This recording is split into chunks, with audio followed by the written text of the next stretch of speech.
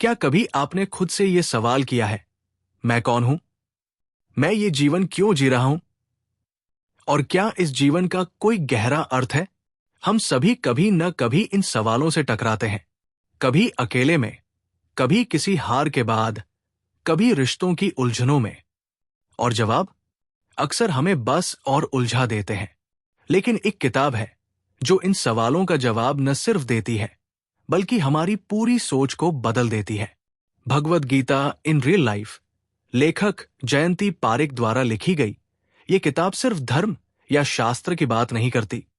ये हमारी रोजमर्रा की जिंदगी से जुड़ी उस गहराई की बात करती है जिसे हम अक्सर नजरअंदाज कर देते हैं।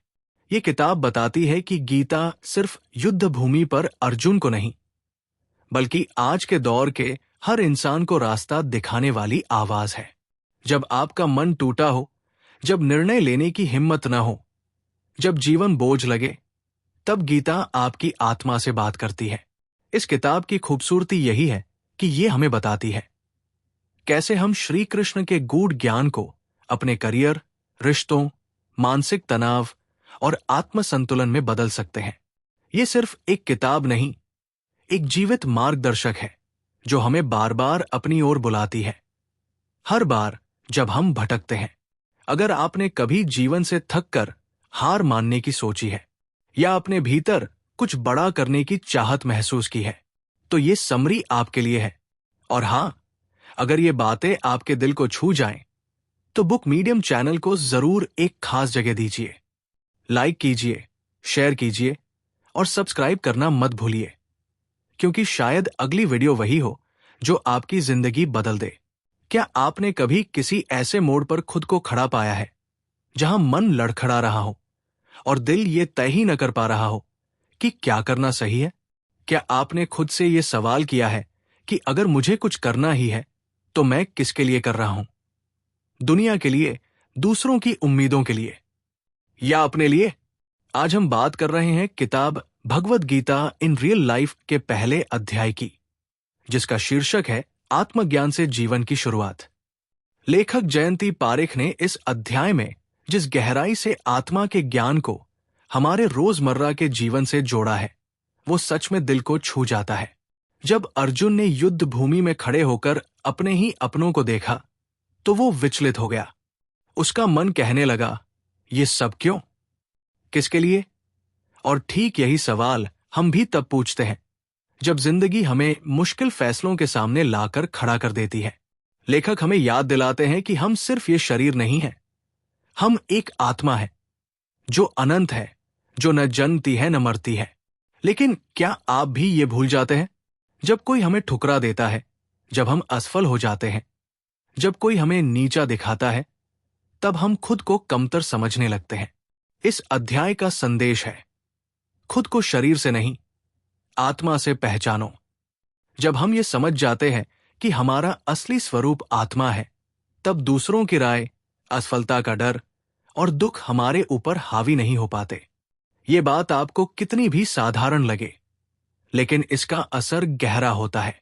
सोचिए, अगर आप सच में मान ले कि आप इस नश्वर शरीर से परे हैं, तो क्या तब भी किसी के तानों से आपका मन दुखी होगा? क्या तब भी असफलता आपको रोक पाएगी? शायद नहीं। लेखक कहते हैं कि आत्मज्ञान ही वो पहला कदम है जो हमें मानसिक शांति की ओर ले जाता है।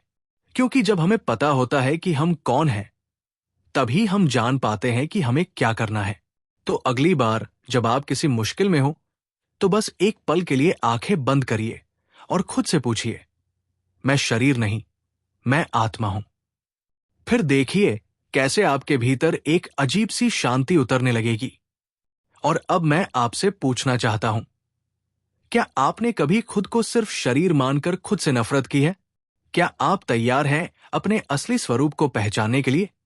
कमेंट में जरूर बताइए कि इस अध्याय की कौन सी बात आपके दिल को सबसे ज्यादा छू गई। और अगर आप जानना चाहते हैं कि ये आत्मज्ञान आगे चलकर हमारे कर्मों, रिश्तों और फैसलों को कैसे बदल सकता है, तो अगले अध्याय की समरी मिस मत कीजिए। और अगर इस आवाज ने आपको कुछ सोचने पर मजबूर किया हो, तो बुक मीडियम चैनल को जरूर लाइक, शेयर और सब्सक्राइब करिए। हो सकता है अगली वीडियो ही आपके जीवन का रास्ता बदल दे। क्या आपने कभी सोचा है कि हम इतना कुछ करने के बाद भी भीतर से अधूरे क्यों महसूस करते हैं? क्यों कभी कभी सफलता के शिखर पर पहुंचकर भी खालीपन सा लगता है? क्या वजह है कि हम हर दिन कुछ न कुछ पाने की दौड़ में लगे रहते हैं, फिर भी शांति नहीं मिलती? आज हम बात कर रहे हैं किताब Bhagavad Gita in real life के दूसरे अध्याय की, जिसका शीर्षक है कर्म करो, फल की चिंता नहीं। और इस किताब की लेखिका है जयंती पारेख।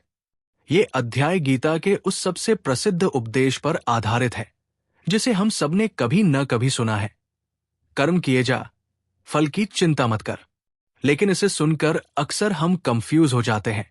सवाल उठता है, अगर फल की चिंता ही नहीं करनी तो फिर मेहनत क्यों करें?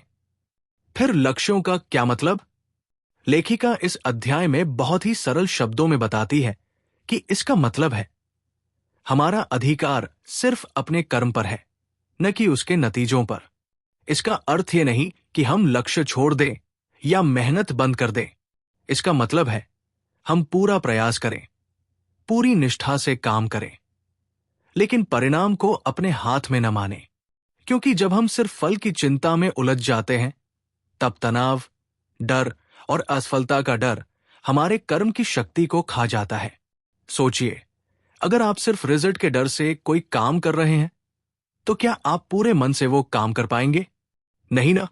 इस अध्याय में एक बहुत गहरा पॉइंट यह है कि अगर हम निष्काम भाव से कर्म करते हैं, यानी बिना स्वार्थ या डर के, तो हमारा मन शांत रहता है और तभी सच्चा आत्मज्ञान संभव होता है। यही भाव हमें अहंकार से भी दूर रखता है और हमें हमारे काम में विनम्रता और स्थिरता देता है। श्रोताओं से लेखिका एक सवाल पूछती है, क्या आप किसी काम को सिर्फ इसलिए नहीं करते क्योंकि आप सोचते हैं कि अगर रिजल्ट नहीं मिला तो क्या होगा? अगर हाँ, तो गीता का ये ज्ञान आपके लिए एक वरदान हो सकता है। सोचिए, अगर आपने अपना पूरा ध्यान सिर्फ अच्छे कर्म करने में लगा दिया और फल को भगवान पर छोड़ दिया, तो आपके डर, चिंता और असफलता की भावना कितनी कम हो जाएगी। यही इस अध्याय का सार है। कर्म की शक्ति को पहचानो, लेकिन फल को पकड़ने की कोशिश मत करो। अब आप खुद सोचिए, क्या आपकी जिंदगी में ऐसा कोई काम है जो आप सिर्फ फल के डर से नहीं कर रहे हैं? क्या आप तैयार हैं अब सिर्फ कर्म पर ध्यान देने के लिए? कमेंट में बताइए कि इस अध्याय ने आपको क्या सोचने पर मजबूर किया। और अगर आप जानना चाहते हैं कि आगे चलकर गीता कैसे बताती है कि मन को नियंत्रित करके आत्मज्ञान की ओर कैसे बढ़ा जाए, तो अगले अध्याय की समरी को जरूर सुनिएगा।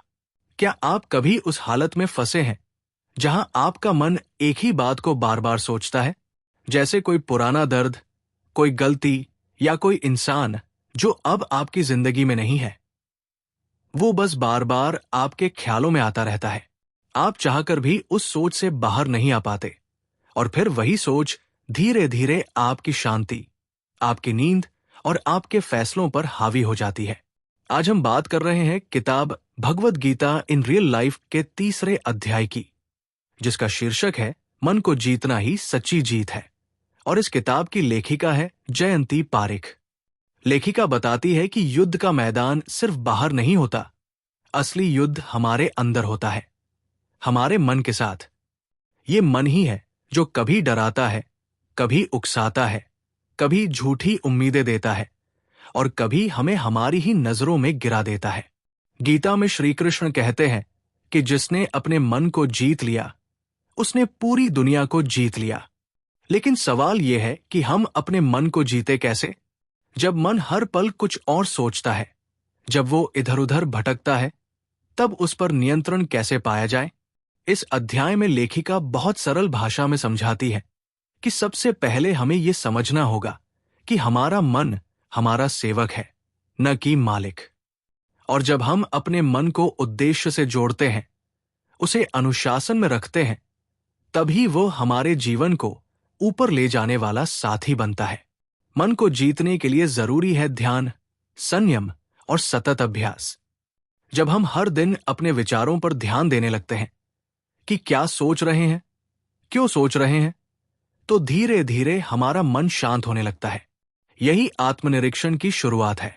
लेखिका कहती है कि मन को नियंत्रित करना एक दिन का काम नहीं है, लेकिन अगर हम रोज थोड़ा थोड़ा अभ्यास करें, जैसे सुबह कुछ पल शांत बैठना या दिन में 2 बार अपनी सोच को पहचानना, तो हम धीरे धीरे अपने विचारों को दिशा देने लगते हैं। और जब हमारा मन शांत होता है तो हमारे निर्णय भी स्पष्ट होते हैं। फिर ना तो हम गलत संगति में पड़ते हैं, ना ही भावनाओं में बहकर फैसले करते हैं। तभी हम सच्चे अर्थों में अपने जीवन को प्रभु की ओर मोड़ पाते हैं। अब आप सोचिए, क्या आज आपका मन आपके नियंत्रण में है, या क्या आप अपने मन के हाथों ही परेशान हो रहे हैं? क्या आप रोज थोड़ी देर अपने मन को दिशा देने का अभ्यास करेंगे? कमेंट में जरूर लिखिए कि इस अध्याय की कौन सी बात ने आपके मन को सबसे ज्यादा छुआ। और अगर आप जानना चाहते हैं कि गीता हमें अपने स्वधर्म को पहचानने और निभाने की ताकत कैसे देती है, तो अगला अध्याय आपकी राह रोशन कर सकता है। क्या आप कभी इस उलझन में पड़े हैं कि जो आप कर रहे हैं वही करना आपका काम है या नहीं? क्या ये सच में आपकी राह है, या बस हालात और समाज ने आपको इस रास्ते पर धकेल दिया है? और सबसे बड़ी बात, क्या आप जो कर रहे हैं उसमें आपको आत्मा की शांति मिलती है? आज हम बात कर रहे हैं किताब Bhagavad Gita in real life के चौथे अध्याय की, जिसका शीर्षक है स्वधर्म निभाना ही सच्ची सेवा है, और इस किताब की लेखिका है जयंती पारेख। ये अध्याय हमें गीता के एक बेहद गहरे सिद्धांत से परिचित कराता है।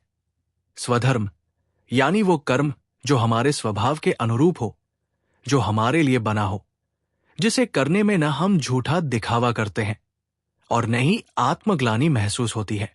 श्री कृष्ण अर्जुन से कहते हैं कि अपने स्वधर्म में मर जाना भी परधर्म के पालन से बेहतर है।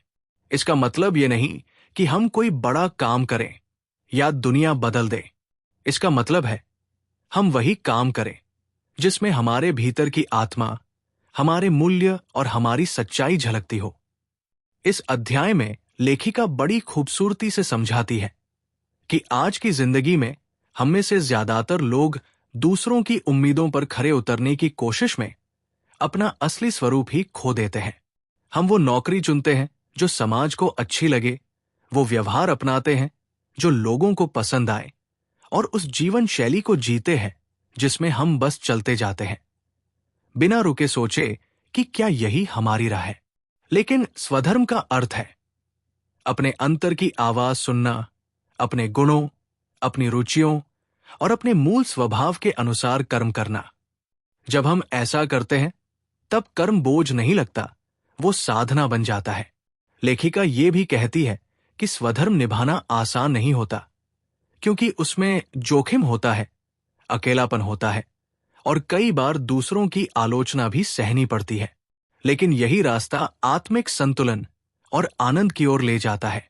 इस अध्याय में एक और अहम बात ये बताई गई है कि जब हम दूसरों के धर्म यानी परधर्म को निभाने की कोशिश करते हैं, सिर्फ इस डर से कि कई लोग हमें जज न करें, तब हम अपने आप से दूर होते चले जाते हैं, और यही आंतरिक संघर्ष हमें बेचैन करता है। सोचिए, अगर कोई व्यक्ति एक कलाकार है लेकिन समाज के दबाव में इंजीनियर बन जाता है, तो वो जिंदगी भर अपने अंदर एक अधूरापन महसूस करेगा। ठीक वैसे ही अगर कोई शिक्षक बनना चाहता है लेकिन पैसे के लिए कोई और राह चुनता है, तो वो बाहर से भले सफल दिखे लेकिन अंदर से कभी संतुष्ट नहीं होगा। इसलिए जरूरी है कि हम अपने स्वभाव को पहचानें, अपने भीतर झांकें और ये तय करें कि हम जो कर रहे हैं क्या वो सच में हमारा स्वधर्म है या नहीं। अब आप अपने आप से एक सवाल पूछिए, क्या आप आज जो कर रहे हैं उसमें आपका दिल पूरी तरह शामिल है? क्या वह कर्म आपके मूल स्वभाव से मेल खाता है? क्या आप अपने रास्ते पर हैं या बस समाज की भीड़ में खुद को खो चुके हैं? कमेंट में जरूर बताइए कि ये अध्याय आपको किस जगह सबसे ज्यादा छू गया। और अगर आप जानना चाहते हैं कि गीता हमें कैसे सिखाती है कि सब कुछ छोड़कर आत्मसमर्पण ही सबसे बड़ी शक्ति है, तो अगले अध्याय की प्रतीक्षा जरूर कीजिए। और अगर ये शब्द आपके भीतर एक हलचल पैदा कर सके, तो बुक मीडियम चैनल को लाइक, शेयर और सब्सक्राइब जरूर कीजिए, क्योंकि अगली वीडियो आपके जीवन का वो मोड़ हो सकती है जहां से सब कुछ बदलना शुरू हो। क्या आपने कभी खुद से ये सवाल किया है, क्या मैं वाकई उस शांति को पा सकता हूं जिसकी तलाश में हूं? क्या इस भागदौड़ और उलझनों भरी जिंदगी में भी स्थिरता और सच्चा सुख पाया जा सकता है? अगर हां, तो यकीन मानिए, आपके दिल को इस अध्याय में वो जवाब जरूर मिलेगा जिसकी आपको अरसे से तलाश रही है। हम बात कर रहे हैं Bhagavad Gita in real life किताब के अंतिम और सबसे गहरे अध्याय की, जिसका शीर्षक है आत्मसमर्पण ही सबसे बड़ी शक्ति है। और इस प्रेरणादायक किताब की लेखिका है जयंती पारेख। इस अध्याय में बताया गया है कि जब हम हर दिशा में भागकर थक जाते हैं, जब हर रास्ता बंद सा लगने लगता है, जब अपने ही फैसले भारी पड़ने लगते हैं, तब एक ही मार्ग रह जाता है, आत्मसमर्पण का। लेकिन ये आत्मसमर्पण हार नहीं है, ये कोई पलायन नहीं है। ये तो वो जागरूक निर्णय है जहां हम अपने छोटे से मैं को छोड़कर एक बड़ी शक्ति को स्वीकारते हैं, उस परम शक्ति को जो हमारे हर कदम में साथ है। श्री कृष्ण गीता में कहते हैं, सर्वधर्मान परित्यज्य मामेकं शरण व्रज, यानी सब कुछ छोड़कर मेरी शरण में आओ। इसका अर्थ ये नहीं कि हम अपने कर्तव्यों से मुंह मोड़ लें, बल्कि इसका मतलब है कि हम अपने हर कर्म को भगवान को अर्पित करें, चिंता छोड़ें और इस विश्वास के साथ जिए कि जो होगा वो हमारे हित में होगा। लेखिका समझाती है कि आज के समय में आत्मसमर्पण का मतलब है जीवन को नियंत्रित करने की जरूरत को छोड़ देना, परिणामों की चिंता करना बंद करना और सिर्फ अपने कर्म पर ध्यान देना। जब हम ये स्वीकार कर लेते हैं कि हम सब कुछ नहीं जानते, तब हम सच्चे ज्ञान के द्वार पर खड़े होते हैं। यही विनम्रता आत्मा को मुक्त करती है। ये अध्याय सिखाता है कि जब हम अहंकार छोड़ते हैं, जब हम सोचते हैं मुझे ही सब करना है, तब भीतर से एक गहरा भार उतरता है। फिर हम खुद को अकेला महसूस नहीं करते, क्योंकि हमें भरोसा हो जाता है कि कोई शक्ति हमें संभाले हुए है।